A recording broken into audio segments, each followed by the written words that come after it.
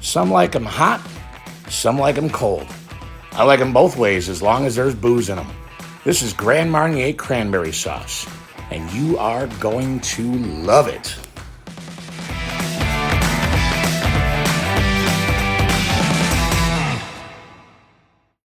The holidays are here, and that means best food time of the year.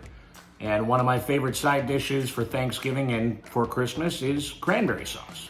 And I'm not talking about the stuff that you get in a can that comes out like a gelatinous blob of afterbirth with the rings around it, the indentations from the can. I never liked that stuff growing up. I never realized that cranberries could actually be delicious. So this recipe is very similar to a lot of recipes. Cranberries and orange go together very well. You need some sugar in there, obviously, to dull down the tartness of the cranberries. And then there's all your wonderful fall and winter spices. We've got cinnamon, we've got some fresh ground nutmeg, there's some candied ginger, a little bit of allspice, a little bit of ground cloves, and then star anise. That's another little additive that I just recently started doing, and it really does make a difference. It doesn't make it taste too licoricey, but I've had it without and I've had it with, and I definitely prefer it with the star anise in there. But then I decided to take it up a notch, and besides the orange juice, why not booze it up a little bit with some Grand Marnier? Grand Marnier is a orange liqueur, typically done in a brandy snifter, but I don't happen to have a brandy snifter, so I've got one of these little wine goblets here. Usually done as an aperitif, but I decided, well, it's orange, let's try it in there. I wouldn't recommend doing like triple sec. It's a little too syrupy and a little too sweet. I don't know what other kinds of orange liqueurs there are out there. I always just get the Grand Marnier.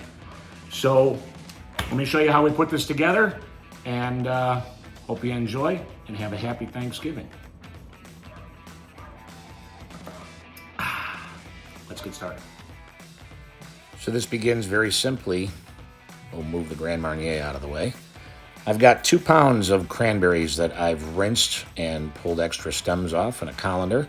We're going to dump that into a large saucepan, and we'll move the paper towels out of the way and clean up the workstation to make it a little bit easier. Next up, we've got 1/4 cup of light brown sugar. And I don't measure very well, so about 1/2 cup of granulated white sugar, which looks like about that to me. A little more, okay, I think that's enough. Next up, we've got some ground cloves. I'm gonna add maybe about 1/4 teaspoon or so, just kind of eyeballing everything as I always do. Yeah, it looks pretty good to me. And up next, we've got some ground ginger. And there is going to be some crystallized ginger. Oh, this is a fresh bottle. Got to take the lid off. So we're going to go about 1/2 teaspoon or so. Maybe 3/4 teaspoon. Maybe a full teaspoon. Who knows? Eyeball it. Next up, we've got this beautiful peppercorn medley. This is black peppercorns, white peppercorns, green peppercorns, pink peppercorns, grains of paradise, allspice berries. It's a fantastic blend. Works well in sweet and savory dishes. Gives a nice flavor. So a few grinds of that. Up next, we've got a star anise. 1. And then 2 cinnamon sticks that you can do a cross with or play a little drums with before dropping them in. Then we've got 1 nutmeg. We're going to grate fresh with a microplane. Now, you can use the store-bought pre-ground nutmeg. That's totally fine. But I'm telling you, for about the same price, get the fresh stuff and grate it yourself. It makes a world of difference. It really does. And we just grate it along the microplane, going about 1/2 teaspoon or so with the nutmeg.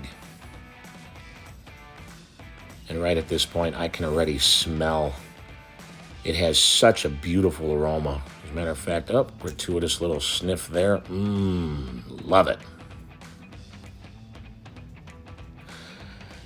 And up next, we've got everything that I cook pretty much gets at least a pinch of kosher salt. This is not to make it salty. This is simply to make all the other flavors pop. So now we've got a vegetable peel. No, I'm not peeling any vegetables, but I am going to peel the zest off of an orange. I'm going to leave this in there. It makes for a nice garnish. It also adds tremendous amounts of orange flavor. So the zest of one orange will do nicely for us.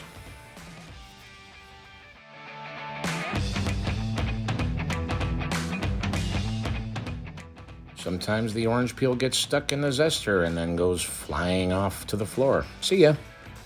But we'll finish peeling just the zest. We're not peeling all of the skin. We're just peeling the outside. You don't want too much of that white rind in there. That's a bitter flavor that's not very pleasant. And once you have all your zest in there, give the orange a gratuitous roll to loosen up some of the fibers, because now we're going to juice it. To do so, we simply take our sharpest knife, give it a quick slice down the middle, and you can squeeze it by hand if you're not too arthritic like I am, so I'm not getting as much out of this as I'd like to. And this is about the time you realize that this gets your hands very, very sticky. So we'll pull out our little juicer friend. But then we realized that this juicer was made for smaller citrus like lemons and limes, and not so much for oranges. So it's a bit of a struggle if you have something else to juice with. Otherwise, just little shot straight up in the air there. Just use your hands unless you have like a regular orange juicer.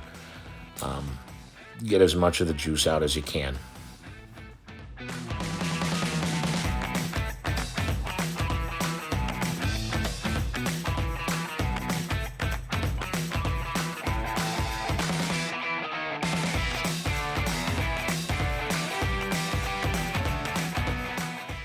Now we're going to use that same microplane, and we're going to get some of the orange zest off that way.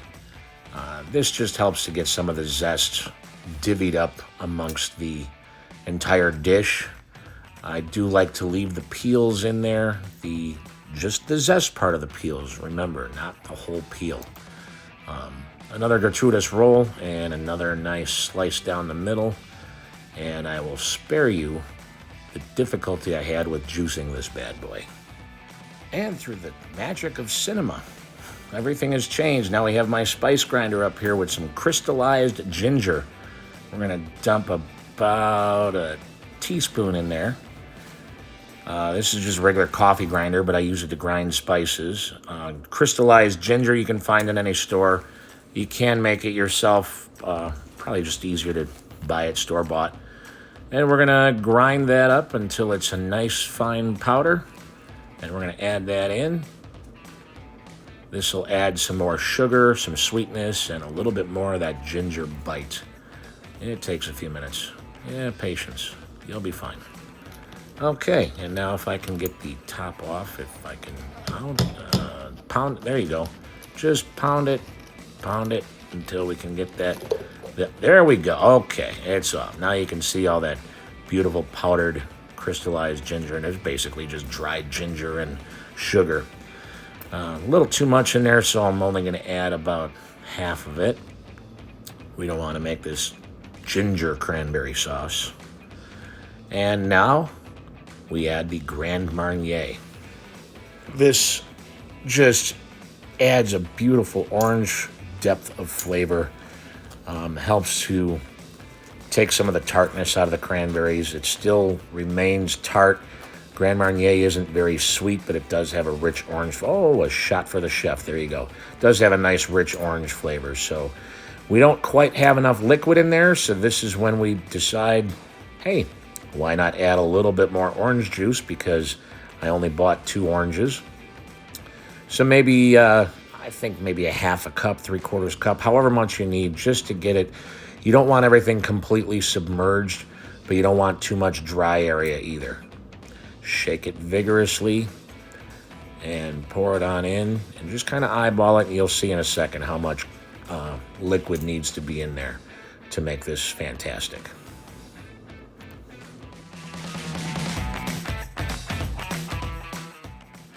So now the whole thing goes onto the stove over medium heat, and we're just going to give it a stir. And we're going to let it sit and simmer over the course of the next 30 to 40 minutes, stirring occasionally.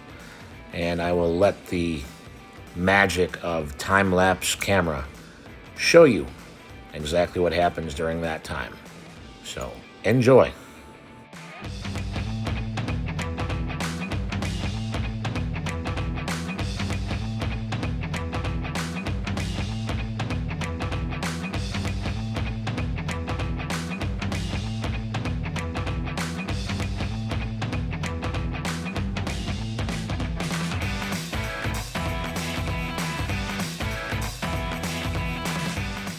So after about 35, 40 minutes, this is what you have, is this bubbling pool of cranberry orange deliciousness.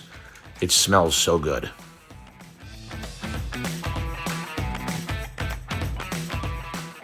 And now the only thing left to do is to retrieve your star anise. There we go. Get that kid out of there.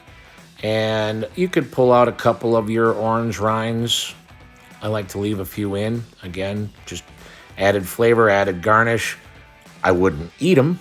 They're definitely not very flavorful, but they add a lot of flavor. So now we fish around. We find our cinnamon sticks. I know I put them in here. I think they're in here still, unless they climbed out. There's one of them. Shake that bad boy off. Get rid of, don't lose that berry. There you go.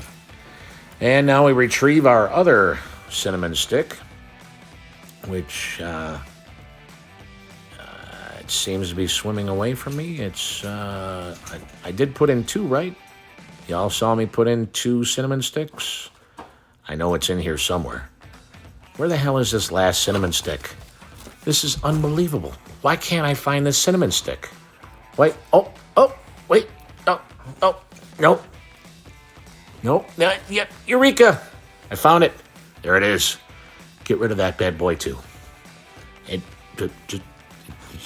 come on, out, get out. There you go.